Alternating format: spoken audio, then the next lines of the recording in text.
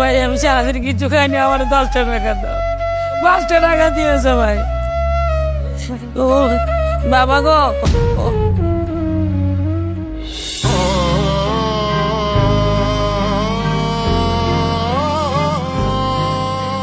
আপনি এখনো মার্কেটে যাননি কাপড় কিনতে?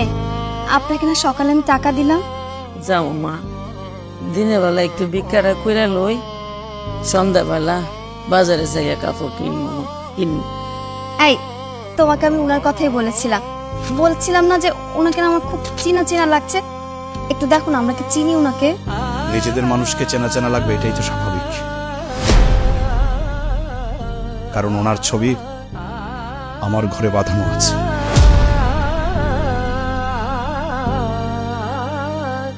তার মানে উনি তোমার মা, যে এখন ভিক্ষা করতেছে? হাহ, যাকে তোমার প্রতিষ্ঠিত হওয়ার গল্প শোনাতে এসেছি, সেই কিনা এখন রাস্তায় ভিক্ষা করতেছে। মা,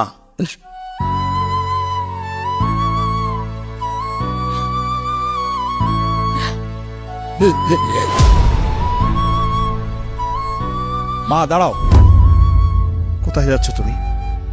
আমি তো তোমার সাথে দেখা করার জন্যই আসছি।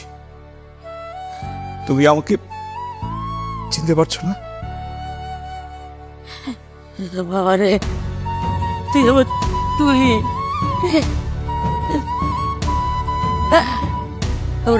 বাবা রে, তুই এত বড় হয়ে গেছ,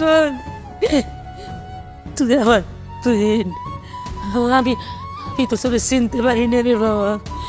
ও বাবা, বাবা রে, তুই আমার মা ডাকছস, তুই আমার মা ডাকছস, কেমন আছিস বাবা?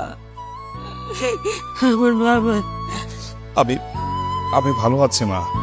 তোমার সাথে দেখা করার জন্যই তো ঢাকা থেকে চলে আসছি।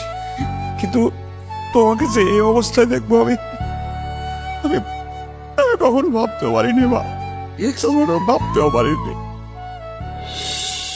তাহলে আজ আমি আপনাকে একটা গল্প শোনাই, যে গল্পের শেষ লাইনটা আপনি বলবেন।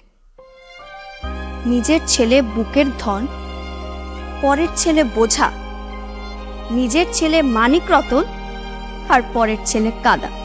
আর কই থাকব না মা, আর আমার স্মরণ দিও না, আর কই থাকব না। আমার হাতে ছাইরা দে মা, ভাব এই অবস্থা তোমার কিভাবে হলো? আমাকে আমাকে সবকিছু খুলে বলো মা। আজ থেকে 7 বছর আগে আমার পেটের বলা আমার বাড়ি থেকে বাইর করে দিছে ওর বউর কথায়।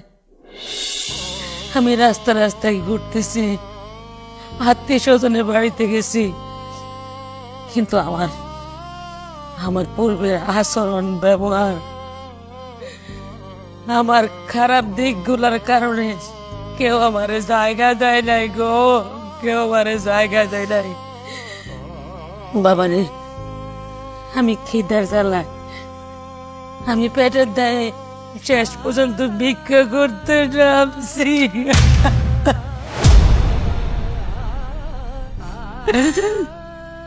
ও বাবা, আরেকবার ডাক, আমরা আরেকবার মা করে ডাক। মা